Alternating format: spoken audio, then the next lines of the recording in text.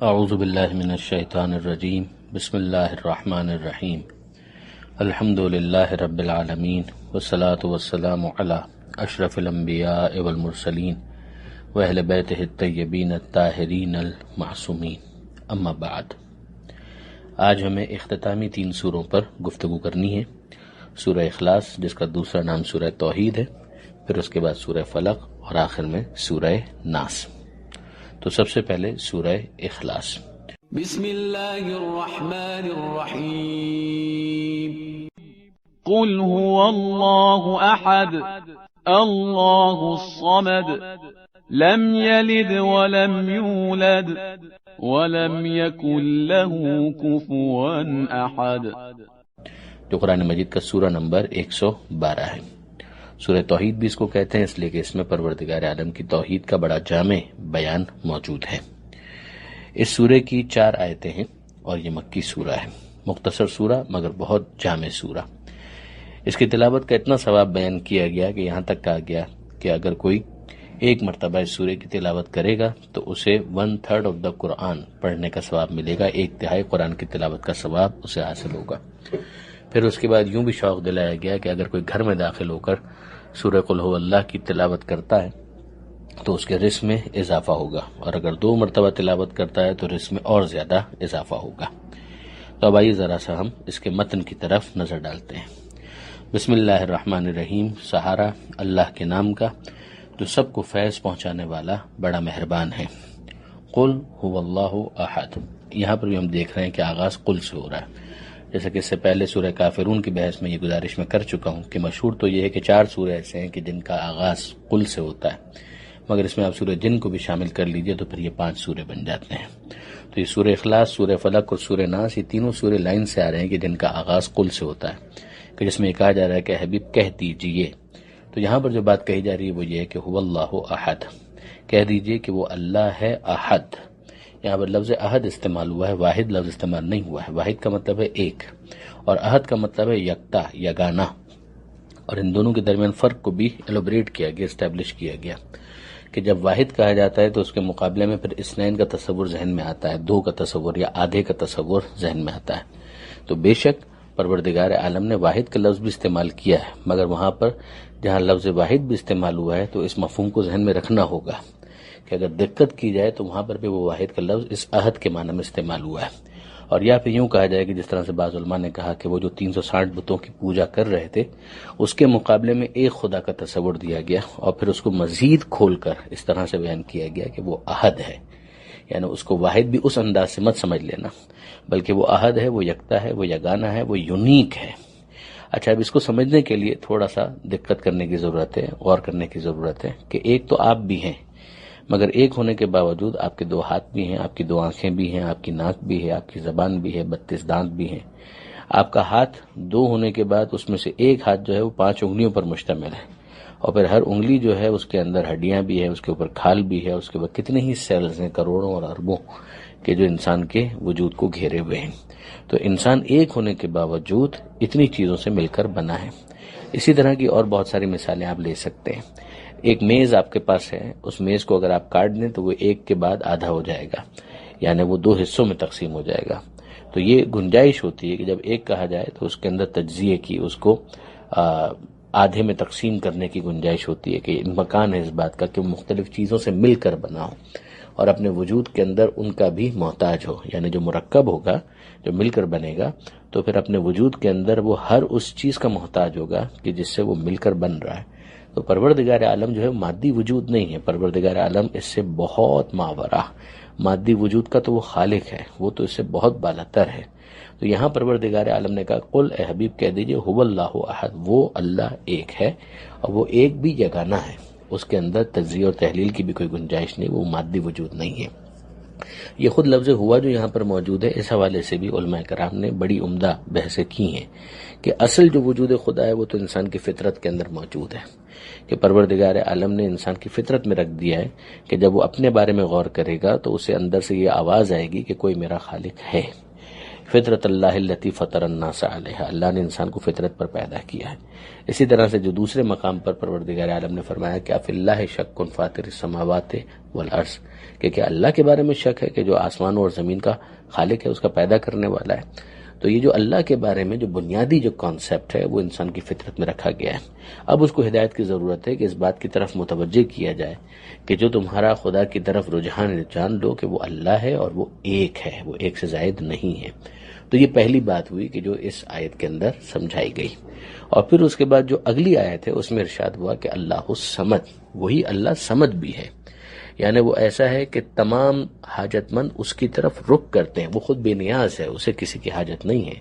وہ الحی القیوم ہے، وہ خود اپنے طور پر مستقل بذات ہے، اسے کسی کی احتیاج نہیں ہے، سب اس کے محتاج ہیں، وہ سب کو سنبھالے ہوئے ہے، وہ سب کے لیے پروٹیکشن فراہم کرتا ہے، سب اس کی طرف رجوع کرتے ہیں۔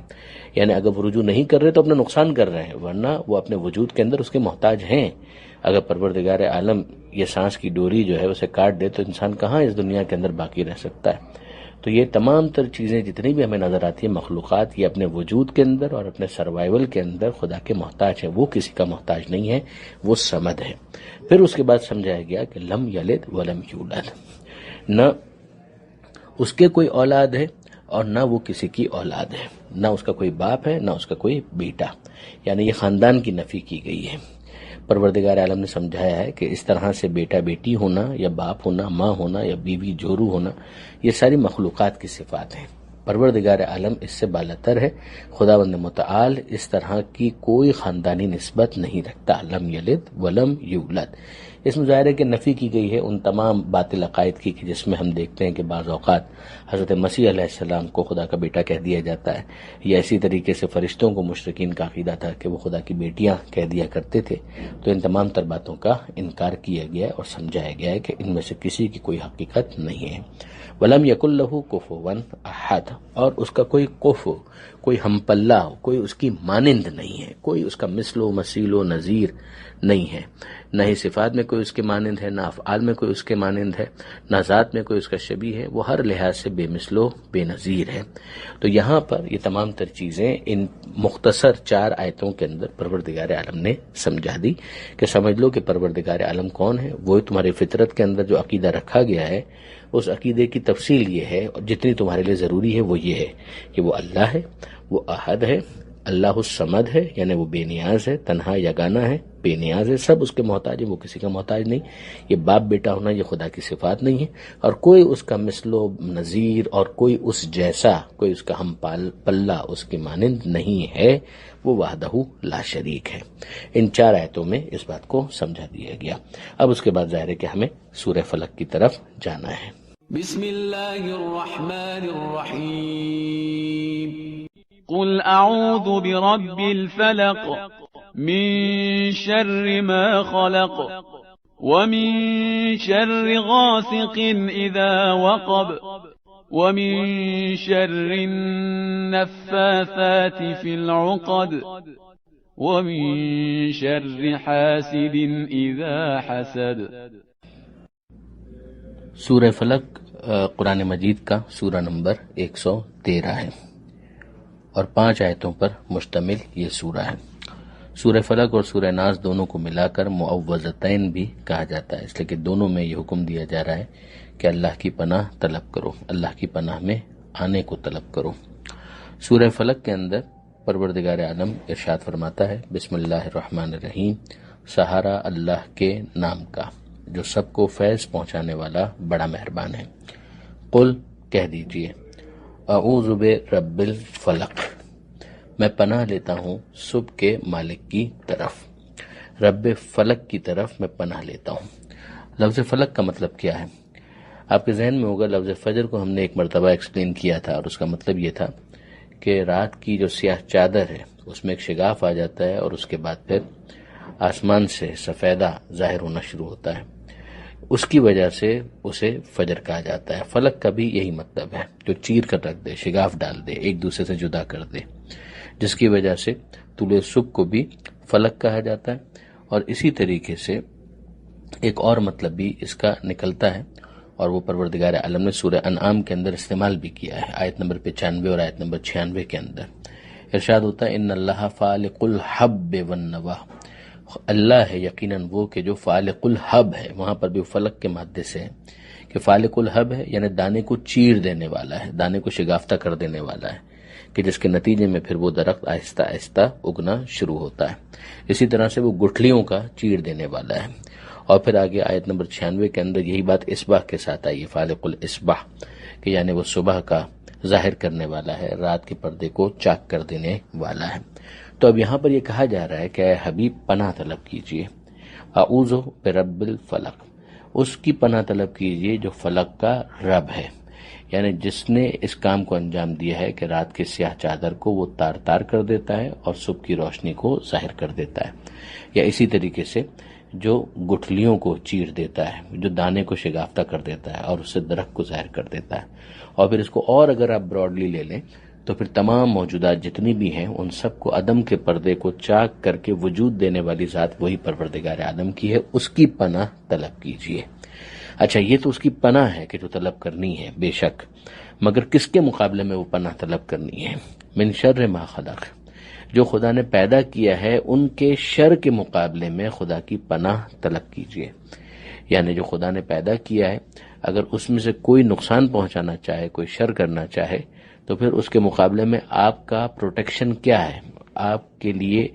سہارا کیا ہے؟ آپ کے لیے سہارا یہ ہے کہ آپ پروردگار عالم کی پناہ میں آ جائیں۔ اچھا، اب دیکھیے کچھ چیزیں ایسی ہوتی ہیں کہ جن کا انسان مقابلہ کر سکتا ہے خدا ہی کی دی ہوئی طاقت کے مقابلے میں۔ کوئی آپ پر آ کر حملہ آور ہو جائے تو آپ ظاہر ہے کہ ہاتھ سے اس کو روک سکتے ہیں، لیکن ایک وہ موقع آ جاتا ہے کہ جہاں پر انسان کے لیے اس بات کا امکان ہی نہیں ہوتا، کوئی مخفی سازش ہو رہی ہے، تو اس موقع پر تو انسان کے پاس اس کے سوا کوئی دوسرا چارہ ہی نہیں ہوتا ہے کہ وہ سارے اپنے امور کو خدا کے سپرد کر دے۔ یعنی جہاں جہاں اس کے لیے امکان ہوتا ہے کہ وہ مقابلہ کر سکتا ہے تو وہ مقابلہ کرتا ہے، اپنے ہاتھوں سے، اپنے پیروں سے، ایمونیشن کے ذریعے سے، مختلف ٹولز کو استعمال کرتا ہے۔ وہاں پر بھی اس کا نظریہ، اس کا عقیدہ یہی ہوتا ہے جو موحد ہوتا ہے کہ یہ ساری چیزیں ٹولز ہیں اور اصل طاقت تو پروردگار عالم کی ہے، تو وہاں پر بھی وہ خدا کی پناہ تو طلب کرتا ہے، مگر ساتھ ساتھ اس کو ایفرٹس بھی کرنی ہوتی ہیں۔ مگر ایک وہ مرحلہ ہے کہ جہاں پر چھپ کر کوئی سازش ہو رہی ہے تو ظاہر ہے کہ اس موقع پر وہ کچھ بھی نہیں کر سکتا، یا اچانک کوئی حملہ آور ہو گیا تو اس موقع پر وہ کچھ بھی نہیں کر سکتا، اس کے لیے ممکن ہی نہیں ہوتا کہ وہ اپنا دفاع کر سکے۔ اب اگر مثال کے طور پہ رات کو فرض کیجئے کوئی چور آ گیا ہے، ڈاکو آ گئے، تو ایک انسان اپنے امکان بھر تو الارم لگا سکتا ہے، کوئی دوسری جو ڈیوائسز ہیں کہ جس کے ذریعے سے شور مچ جائے، وہ سب کچھ کر سکتا ہے، لیکن فرض کیجئے کہ ان تمام تر چیزوں کو ڈیفنکٹ کر دیا گیا اور وہ کسی طریقے سے اندر داخل ہو گیا، تو اب ظاہر ہے کہ انسان اس موقع پر کیا کر سکتا ہے۔ اسی طریقے سے فرض کیجئے کہ کوئی ڈنک مارنے والا کوئی جانور ہے، بچھو ہے، سانپ ہے، وہ اگر رات کی تاریکی میں نکل آئے تو انسان اس کے مقابلے میں کیا کر سکتا ہے؟ اگر اینٹیسپیٹ کر رہا ہے تو ظاہر لاٹھی واٹھی کچھ وہ اپنے ساتھ رکھے گا، لیکن اگر کوئی ایسی نوبت آ جاتی ہے کہ جہاں پر وہ کچھ نہیں کر سکتا تو پھر اس کی ذمہ داری یہی ہے کہ وہ پروردگار عالم سے لا لگائے اس موقع پر، اور اس سے پہلے بھی لا لگائے، یعنی اس موقع پر بھی اور اس سے پہلے بھی مسلسل اسے اپنا گویا ورد زبان بنا لے۔ تو یہاں پہلی بات جو کہی جا رہی ہے وہ یہ ہے کہ کوئی بھی وہ خدا سے بالاتر تو نہیں ہو سکتا،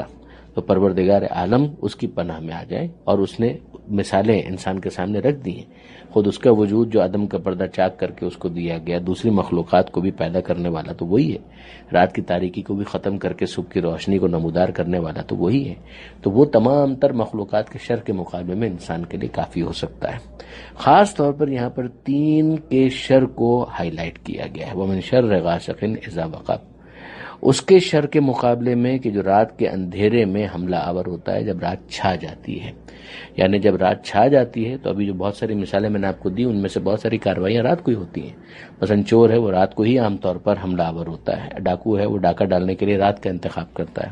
اسی طریقے سے جو ڈنک مارنے والے بہت سارے جانور ہیں، بچھو وغیرہ، وہ بھی زیادہ تر رات کو ظاہر ہوتے ہیں۔ تو ان کے مقابلے میں خدا کی پناہ میں آتا ہوں، رب فلک کی پناہ میں آتا ہوں۔ وَمِن شَرِّ النَّفَّاثَاتِ فِي الْعُقَدِ،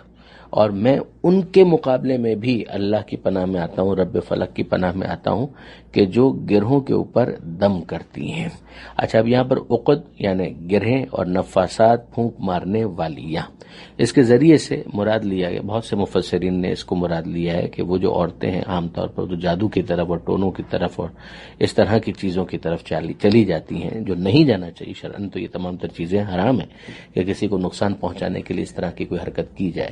لیکن یہ کہ یہ جو اگر کر رہی ہیں تو اگر یا کوئی کر رہا ہے یا کر رہی ہیں تو پھر اس کے مقابلے میں انسان کا ہتھیار کیا ہے؟ تو اسی کے لیے کہا گیا کہ یہ سورے، دونوں سورے جو ہیں معوذتین ہیں کہ جن کے ذریعے سے پروردگار عالم کی پناہ حاصل کی جاتی ہے، تو انسان اسے اپنا ورد زبان بنائے۔ اب وہ اگر تنہائی کے اندر کہیں کوئی یہ سازش ہو رہی ہے، وہ ہم سے چھپا ہوا ہے یا ہم سے چھپی ہوئی ہے، لیکن بہرحال خدا سے تو کوئی چیز چھپی ہوئی نہیں ہے، تو پروردگار عالم کی پناہ میں انسان آئے اور پروردگار عالم سے پناہ طلب کرے۔ لیکن بعض مفسرین نے انہوں نے کہا کہ ٹھیک ہے، جادو کی اپنی جو بھی محدود حقیقت ہو وہ اپنی جگہ پر، لیکن بہرحال یہاں پر اس آیت کے اندر جو الفاظ ہیں اس سے استدلال کرنا کہ یہ اسی کام کے حوالے سے بیان کیا جا رہا ہے، شاید اس کو محدود کرنا ہے، بلکہ اس میں ان تمام عورتوں کو شامل کیا جائے گا کہ جو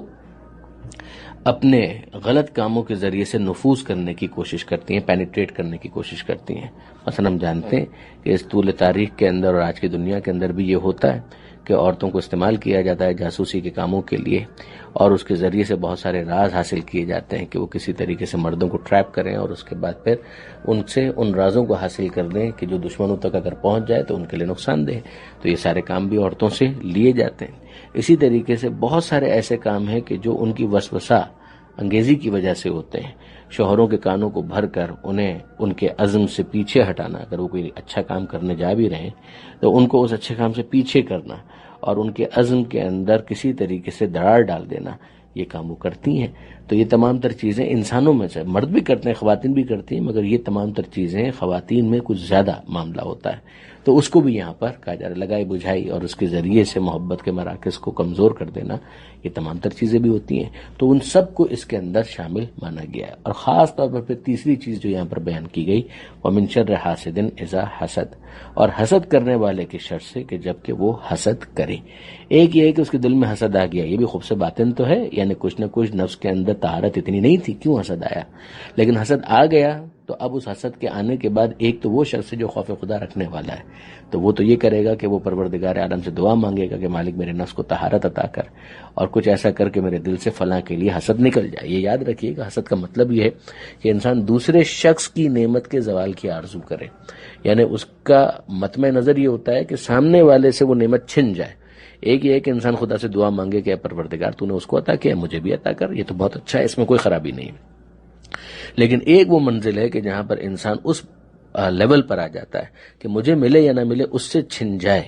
یہ وہ چیز ہے کہ جس کو بہت بڑی ایک اخلاقی اور روحانی بیماری سے اور گناہ کبیرہ سے تعبیر کیا گیا ہے۔ پھر اس کے بعد خدا نہ کرے اگر اس کے نتیجے میں انسان عملی طور پر سامنے والے کو نقصان بھی پہنچانے لگے، ایک معاملہ اس کے دل کا ہے اور ایک یہ کہ اس کو نقصان بھی پہنچانے لگے، تو معاملہ اور گڑبڑ اور خراب ہو جاتا ہے۔ تو یہ وہ موقع ہے کہ جہاں پر اس کے مقابلے میں پناہ کی ضرورت پڑتی ہے۔ تو یہ یاد رکھیے گا، یہ بہت بڑی بیماری ہے، یعنی چند جو بہت بڑے اخلاقی گناہان کبیرہ جن کو مانا گیا ہے ان کے اندر حسد بھی شامل ہے، تکبر بھی اس میں شامل ہے، اس کے اندر لالچ بھی شامل ہے اور اس کے اندر حسد بھی شامل ہے، جس کو یہاں پر پروردگار عالم نے، آپ نوٹ کر سکتے ہیں کہ یہ کتنا امپورٹنٹ معاملہ ہوگا کہ یہاں پر رکھا گیا۔ البتہ ذمہ داری یہی ہے کہ دوسروں کے بارے میں انسان حسن ظن رکھے، کیوں خواہ کسی کے بارے میں سمجھے کہ وہ مجھ سے حسد کرتا ہے، لیکن ہم جانتے ہیں کہ بہرحال کچھ نہ کچھ تو ایسے ہوتے ہیں کہ جن کے دلوں میں حسد ہوتا ہے اور وہ اس کی بنیاد پر نیگیٹولی نقصان پہنچانے کی بھی کوشش کرنے لگتے ہیں۔ تو ان سب کے مقابلے میں ہماری پناہ گاہ کون ہے؟ پروردگار ہے، خداوند متعال ہے کہ جو ہماری پناہ گاہ ہے، کہ جو رات کے پردے کو چاک کر کر صبح کی روشنی کو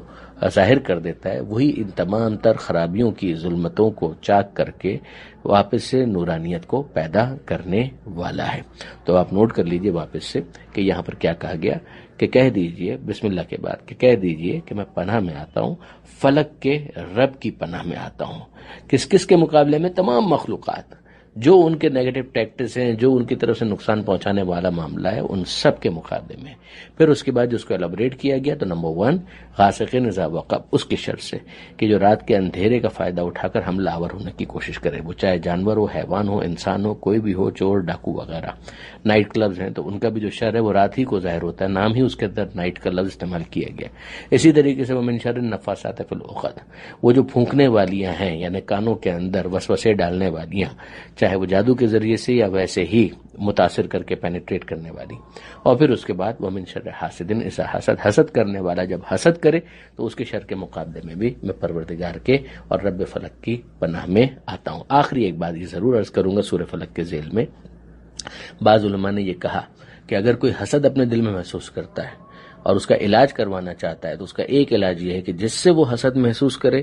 زیادہ سے زیادہ اس کے لیے دعا کرے۔ یعنی ایک تو وہ حاسد ہے کہ جو اپنا علاج نہیں کروانا چاہتا ہے، اسی حسد کی آگ میں جلنا چاہتا ہے، لیکن اگر وہ اپنا علاج کرنا چاہتا ہے تو اس کا ایک طریقہ یہ ہے کہ جس سے وہ حسد محسوس کرتا ہے زیادہ سے زیادہ اس کے لیے دعا مانگے، نماز شب میں اس کے لیے دعا مانگے، ویسے ہی پروردگار عالم سے اس کی اور ترقی کے لیے دعا مانگے۔ اس کا ایک فائدہ یہ ہوگا کہ اس کے دل سے حسد اس کا نکل جائے گا اور وہ خود بھی سکون کی حالت میں آ جائے گا۔ پانچویں امام محمد باقر علیہ السلام کا ایک فرمان بھی ہے کہ ان الحسد لیاکل الایمان کما تاکل النار الحطب، حسد ایمان کو ویسے کھا جاتا ہے کہ جیسے آگ لکڑی کو کھا جاتی ہے۔ اب ہم سورہ والناس کی طرف، سورہ ناس کی طرف چلتے ہیں۔ بسم اللہ الرحمن الرحیم قل اعوذ برب الناس ملک الناس الہ الناس من شر الوسواس الخناس الذي يوسوس في صدور الناس من الجنة والناس۔ سورہ ناس ترتیب تلاوت کے اعتبار سے سورہ نمبر 114، قرآن مجید کا آخری سورہ۔ سورہ ناس کہنے کی وجہ یہ ہے کہ اس کی ہر آیت کے اختتام پر آپ کو الناس کا لفظ نظر آئے گا۔ مکی سورہ ہے اور 6 آیتوں پر مشتمل سورہ ہے۔ سورہ فلق ہی کے ساتھ بعض علماء کے نزدیک، بلکہ بہت سے علماء کے نزدیک ساتھ ہی نازل ہوا تھا، اور دونوں کو ملا کر معوذتین کہا جاتا ہے کہ جن میں یہ سکھایا جا رہا ہے کہ پروردگار عالم کی پناہ میں کس طرح سے آیا جاتا ہے۔ سورہ فلق کے اندر ہم نے دیکھا کہ پروردگار عالم کا تذکرہ ایک مرتبہ آیا رب الفلق، اور پھر اس کے بعد ان کا ذکر آیا کہ جن کے مقابلے میں خداوند متعال کی پروردگار کی پناہ درکار ہے۔ یہاں پر پروردگار عالم کا تذکرہ تواتر کے ساتھ 3 مرتبہ آیا، اور پھر اس کے بعد ان کا ذکر آیا کہ جن کے مقابلے میں خدا کی پناہ چاہیے۔ تو ملتا جلتا مضمون لیکن انفرادیت کے ساتھ۔ ارشاد ہوتا ہے بسم اللہ الرحمن الرحیم، سہارا اللہ کے نام کا جو سب کو فیض پہنچانے والا بڑا مہربان ہے۔ قل کہہ دیجئے اعوذ برب الناس، میں پناہ لیتا ہوں تمام انسانوں کے پروردگار سے، ملک الناس جو تمام آدمیوں پر سلطنت کا مالک ہے، تمام انسانوں کا مالک بھی وہی ہے، الہ الناس اور جو تمام انسانوں کا معبود بھی ہے۔ کس کے مقابلے میں؟ من شر الوسواس الخناس، وسواس خناس کے شر سے پناہ چاہتا ہوں، الذی یوسوس فی صدور الناس، وہی کہ جو وسوسے ڈالتا ہے انسانوں کے سینوں میں، من الجنت والناس، جو جنات میں سے بھی ہے اور انسانوں میں سے بھی ہے۔ تو اب ہمیں سمجھ میں آ گیا کہ پروردگار عالم جس کے ہم پناہ میں آ رہے ہیں اس کے اوصاف یہ ہے کہ وہ تربیت کرنے والا ہے، وہ مالک ہے اور معبود ہے۔ تو اب جو یہ پناہ طلب کر رہا ہے اس کی ذمہ داری ہے کہ خود کو اس کی تربیت میں دے، اسی طرح سے جب وہ اس کو مالک مان رہا ہے تو اس کی ذمہ داری ہے کہ اس کے فرمان کے آگے سر چکا دے، جو ڈوز اینڈ ڈونٹس خدا کی طرف سے ہیں ان کے اوپر وہ عمل کرے، اور جب وہ الہ الناس ہے تو عبادت اسی کی ہوگی، غیر اللہ کی عبادت سے وہ دور رہے۔ اب اس کے بعد ان جملوں کے مطلب اور معنی پیدا ہوتے ہیں، ورنہ صرف زبانی کہہ دینا کافی نہیں ہوگا، لقلقۂ زبانی کافی نہیں ہوگا، عملی طور پر یہ ساری چیزیں کرنی ہوگی کہ وہ واقعاً رب الناس مانتا ہے، ملک الناس مانتا ہے، الہ الناس مانتا ہے۔ اور اب وہ کوشش ہے کہ جب وہ یہ اپنی کوششیں کر رہا ہے تو ایسا نہ ہو کہ وسواس خناس کے شر کی وجہ سے وہ اپنے راستے سے ڈی ٹریک ہو جائے۔ یہ یہاں پر بتا دیا گیا کہ وسواس خناس کرتا کیا ہے، الذی یوسوس فی صدور الناس، کہ یہ انسانوں کے سینوں کے اندر وسوسے ڈالتا ہے۔ اسی نسبت سے اس کو وسواس کہا گیا، اسی نسبت سے اس کو خناس بھی کہا گیا۔ خناس شیطان کے ناموں میں سے ایک نام ہے۔ وسواس تو وہ ڈالتا ہے، جس کی وجہ سے یہاں پر کہا جا رہا ہے، کہ مصدری مطلب ہے لیکن یہ فاعل کے عنوان سے، کہ یہ وسواس ڈالنے والا یہ خناس کا مطلب کیا ہے؟ جو جمع ہوتا ہے اور پھر پیچھے ہٹ جاتا ہے۔ یعنی ایک تو وہ اپنی پوری ایفرٹ کرتا ہے، وہ پوری کوشش کرتا ہے کہ دلوں کے اندر کسی طریقے سے پینیٹریٹ کرے، نفوذ کرے۔ اچھا، یہ مشاہدہ بھی ہے کہ انسان اپنے دل کے اندر اچھے خیالات کو بھی محسوس کرتا ہے، لگتا ہے کہ جیسے کہیں سے بلب روشن ہو گیا تو کچھ اچھا خیال، ایک اچھا آئیڈیا اس کے دل میں آتا ہے۔ یہ پروردگار عالم کی طرف سے الہام ہوتا ہے، یہ پروردگار عالم کی طرف سے ملائکہ اس بات پر مامور ہے کہ انسان کے دل میں اس طرح کے اچھے خیالات کو القاء کریں، جس سے ان کو آسانی ہو صراط مستقیم پر آگے بڑھنے کے لیے اور توفیقات میں ان کے اضافہ ہو۔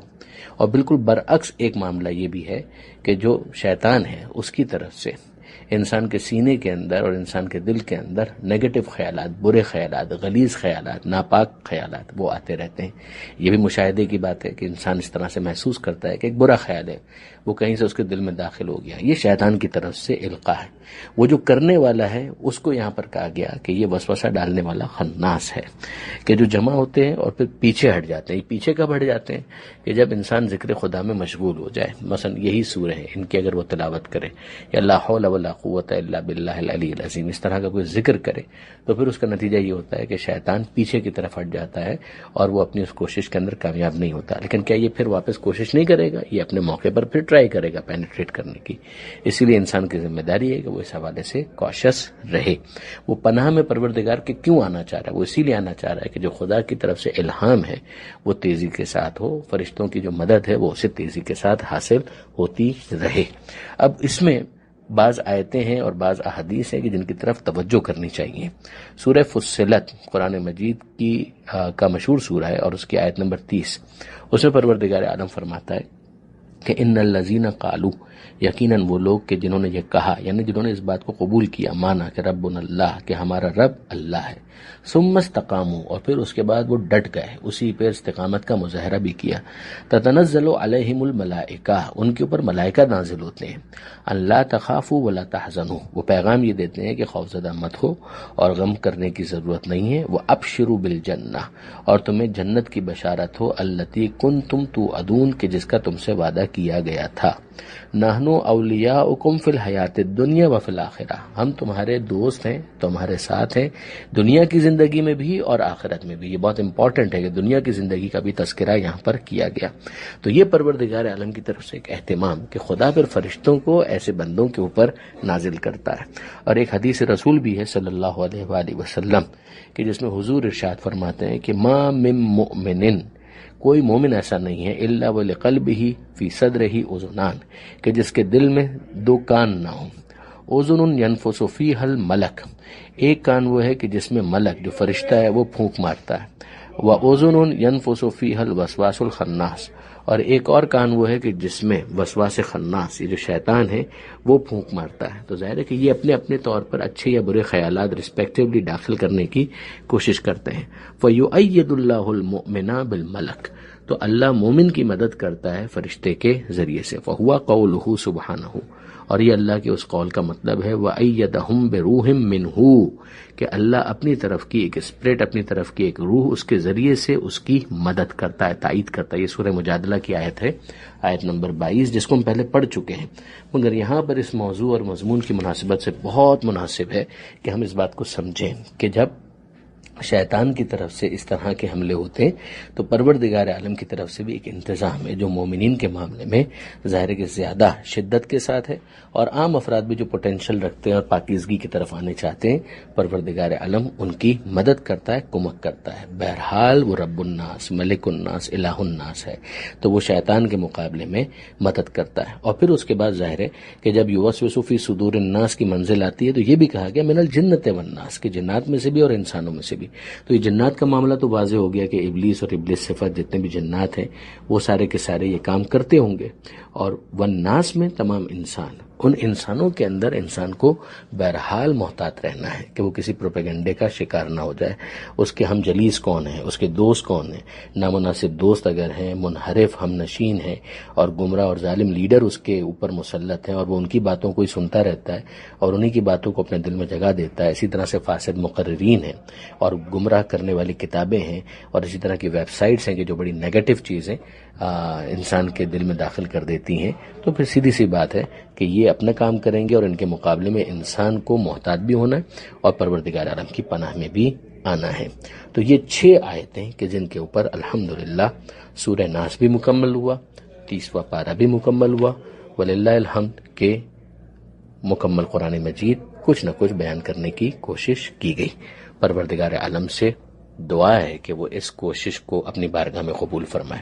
اس موقع پر یقیناً ذمہ داری بنتی ہے کہ ہم سب سے پہلے شکر ادا کریں پروردگار کا کہ اس نے یہ توفیق دی، اس نے یہ موقع دیا، اس نے یہ ہمت دی کہ اس کام کو کرنے کا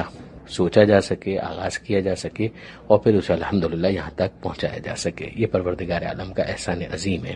پروردگار عالم کے حبیب کی عنایتیں ہیں، ائمہ اہل بیت علیہ السلام کی عنایتیں ہیں اور اسی طریقے سے ان علماء کرام کا بھی میں شکر گزار ہوں کہ جن کی کتابوں سے ہم نے استفادہ کیا. خاص طور پر حضرت علامہ سید علی نقی نقن صاحب علی اللہ مقامہ، جن کی فصل خطاب ہمیشہ میرے پیش نظر رہی، اور اس کے علاوہ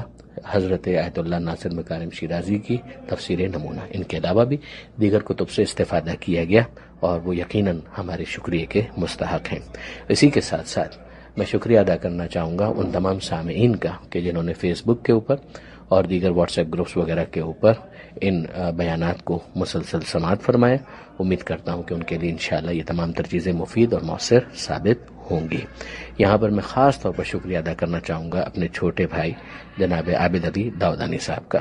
کہ جن کی تحریک پر یہ پورا سلسلہ شروع کیا گیا تھا. اس کے پہلے محرک وہی تھے، یہ انہی کا آئیڈیا تھا اور انہی کے کہنے پر یہ سلسلہ شروع کیا گیا تھا اور اس کے بعد ہمیشہ روزانہ کی بنیاد پر یہ چند دنوں کی تاخیر کے ساتھ جب بھی اسے فارورڈ کیا گیا تو انہوں نے اسے فیس بک کے اوپر اور دیگر گروپس کے اوپر اپلوڈ کرنے کے لیے مہیا کیا. تو یقیناً وہ میرے شکریہ کے مستحق بھی ہیں اور میں ان کی توفیقات میں اضافے کے لیے ہمیشہ دعا گو رہتا ہوں، آئندہ بھی رہوں گا. آپ تمام حضرات کا بہت بہت شکریہ. اور آخر میں اختتامی وہی دعا ہے کہ پروردگار عالم سے دعا ہے قرآن پڑھنے، سمجھنے اور عمل کرنے کی توفیق عطا فرما اور وارث قرآن امام زمانہ کے ظہور میں تعجیل فرما. وآخر دعوانا ان الحمدللہ رب العالمین. والسلام علیکم ورحمۃ اللہ وبرکاتہ.